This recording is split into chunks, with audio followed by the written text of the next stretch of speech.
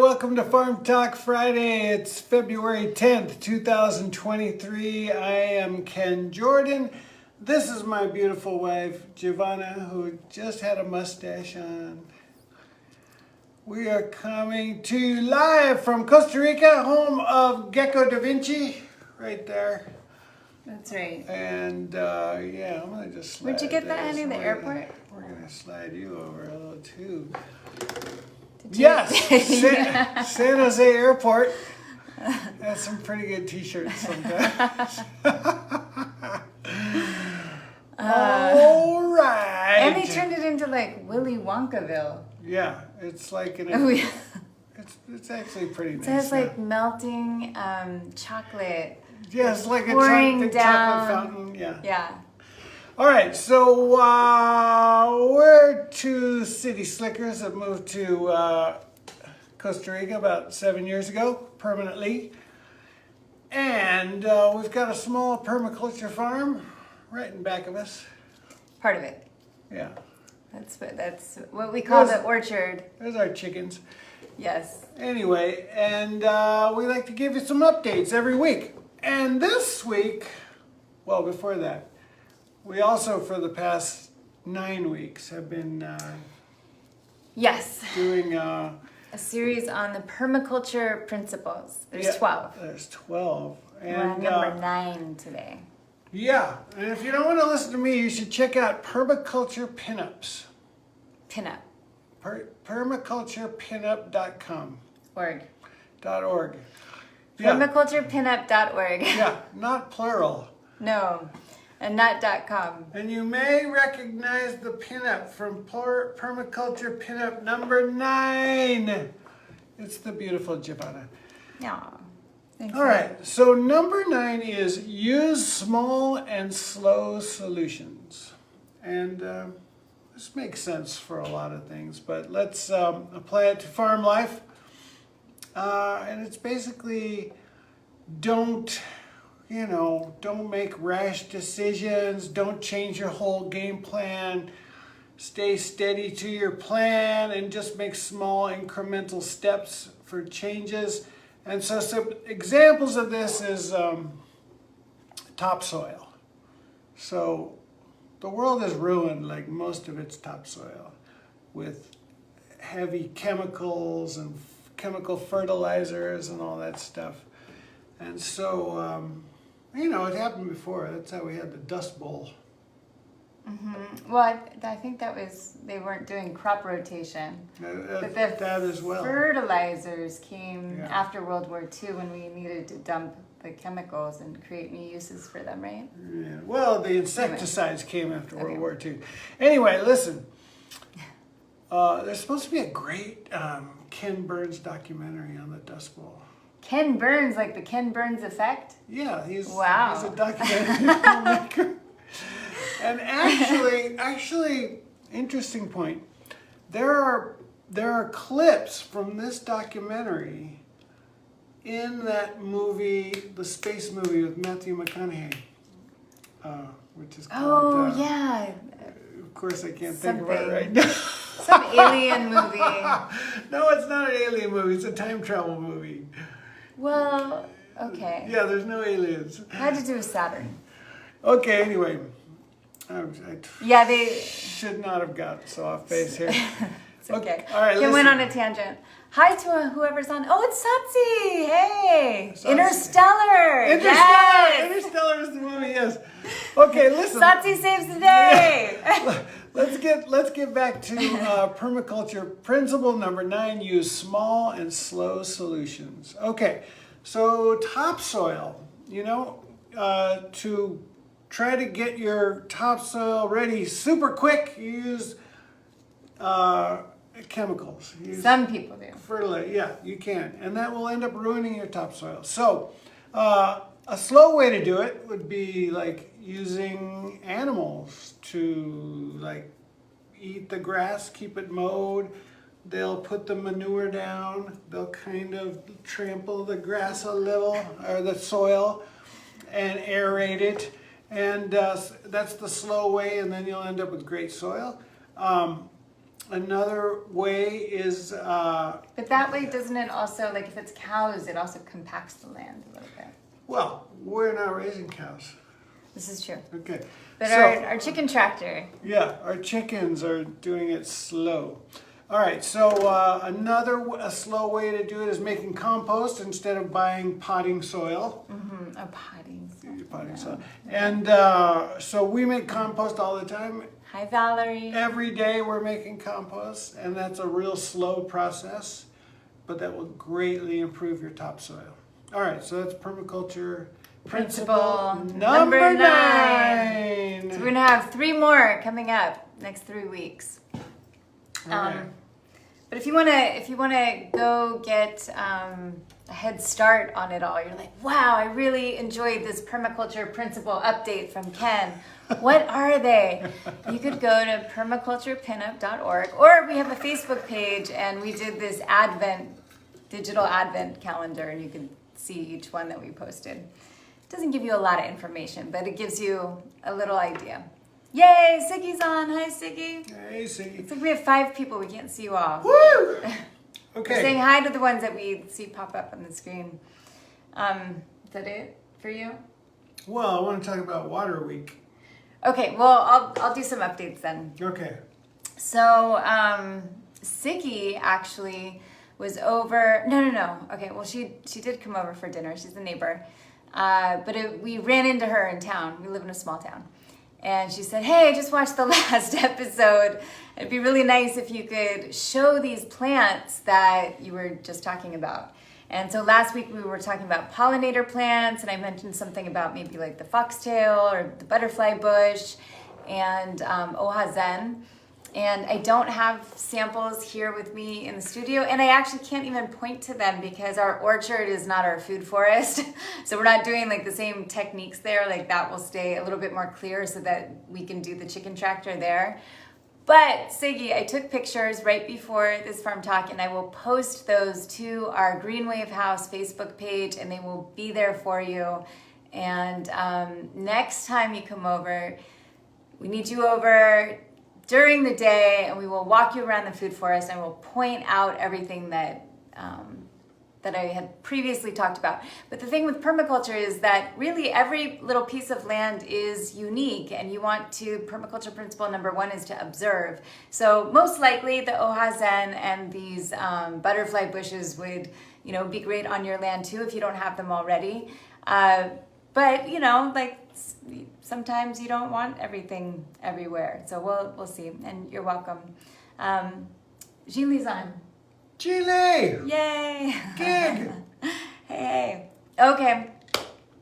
Moonraking rules. So we've been talking about moonraking a lot in the last few episodes. And so I finally talked Ken into doing it with me last week, and he enjoyed it.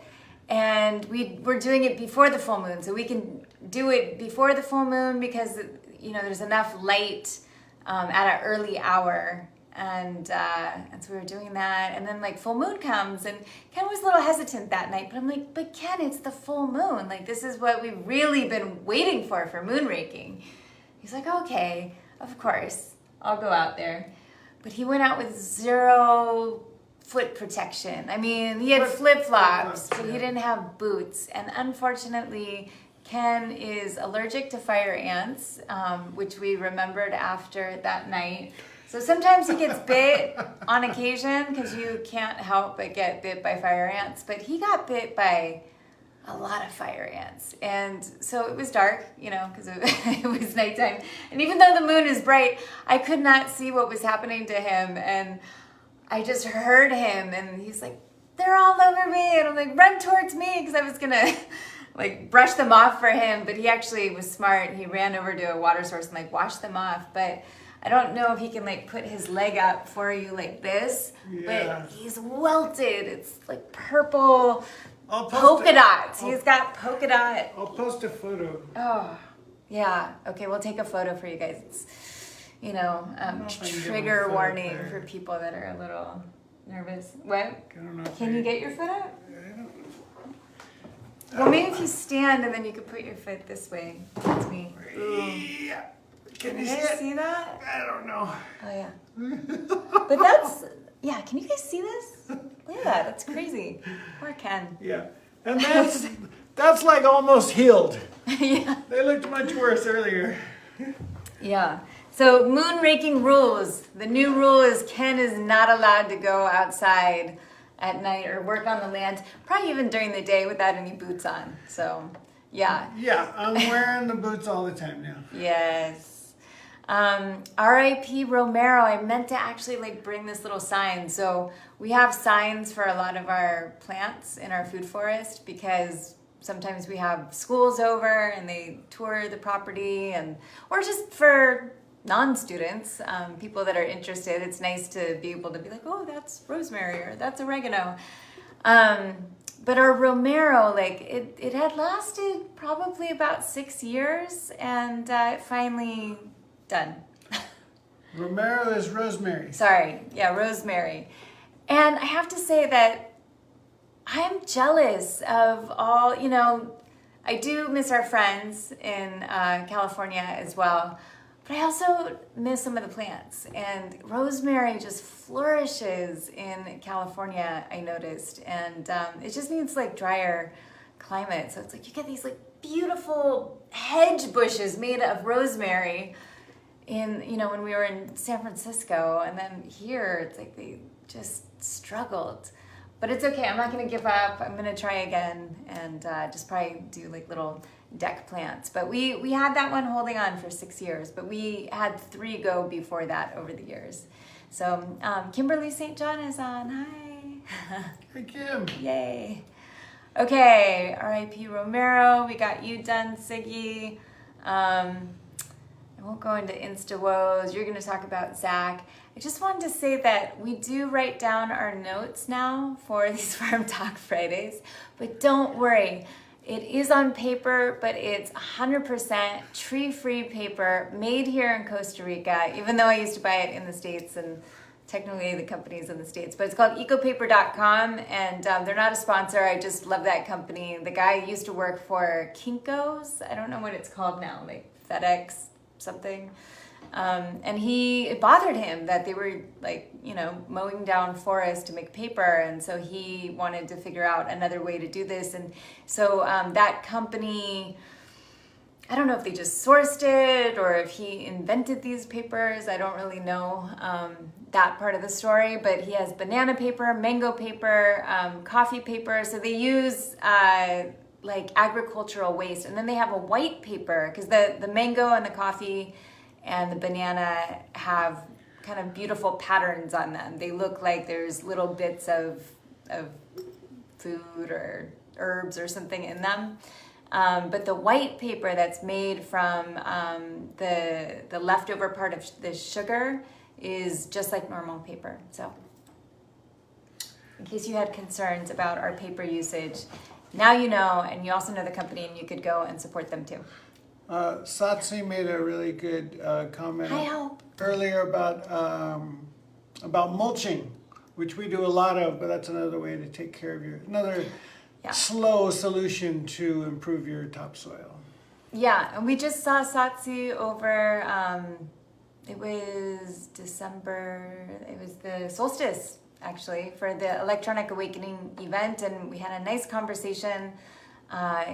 And he had all sorts of permaculture knowledge. So thanks for being on today, catching us live. So honey, you want to talk about Water Week here at Rancho Delicioso? Well, were you going to talk about the... Not really. I mean, well, I can. This is this is a wild cilantro that we call cilantro. Jungle cilantro. Yeah. And it's very aromatic. It also has jagged edges, and it can make you choke if you don't chew it well enough. And I've then never had that happen. Really? I have it in the back of my throat right now. Really? Yeah. And then these are dried hibiscus and hibiscus flowers. I just think these are pretty. So I like to throw these on top of like mocktails. Yeah. So this week not just on our property, but this whole Rancho Delicioso Developing Eco Village. Yes. We've had a superstar of water management and conservation. His name is Zach Weiss, and he's been And he's super nice. he's great. He's been going all over the properties, looking and testing and talking to each of the landowners and seeing how our water management, storage, and all of that can be improved. Less erosion, slowing, spreading, sinking the water. Hopefully elevating the water table. Yes, things like that. And it's been great because he showed me some things that I had all wrong that we'll be correcting, and some things that, like the original whoever created these properties first, not Jeff and Jasmine, but before that. So yeah, Rancho Delicioso started out as a failed real estate development that the founders of Rancho Delicioso bought it from. Yeah, and the housing development only got as far as the one model home office. And some infrastructure. Yeah, and so so we have a lot of things to work on, but we have time. We have until, it's just mid-February now or early February. We basically have till May to make some changes, which is great. Yeah. So that's been really exciting. And also a little scary. Zach told Ken today that one of the retaining walls is about to go. Yay. It's like, you guys better put some rocks down there. Yeah. I thought it was interesting. So Zach, when he gets brought out by individuals or communities like ours. Typically, if you wanted to pay him, he would come to you too. But he's, if you just have a little backyard, that's not what Zach is for. He does kind of bigger projects. And he's very much a proponent of making what he calls lagunitas, or little water bodies that help with the water tables. And he was giving some really interesting examples last night of work that he helped participate in India and Portugal. And yeah, so he'll come out and serve the clients, but then he'll do a public thing for the greater community. And so I went to that last night. It was super interesting. I couldn't stay for the entire thing, but I was there for most of it. And I felt really, I don't know, my heart was full to see. I wish that more people had shown up, but there was still, a lot of people there, especially for a small town. And it's just nice to see so many people have interest, I guess, in this. And our little town actually just went through 5 days of no water. And we weren't directly impacted because we have a well, but the town, everyone else that was on the public water, didn't have it for 5 days. So I actually thought last night it would be packed, people there would be no room in there. But somehow everyone, the water got turned back on a few days ago, and they forgot. Okay. Yeah. All right, honey, what are Insta Woes? Oh, Insta Woes. Well, here's the thing, is that, we have, how much land do we have? 1 hectare, 10,000 square meters. I don't know how many acres that is. It's not just a small backyard space.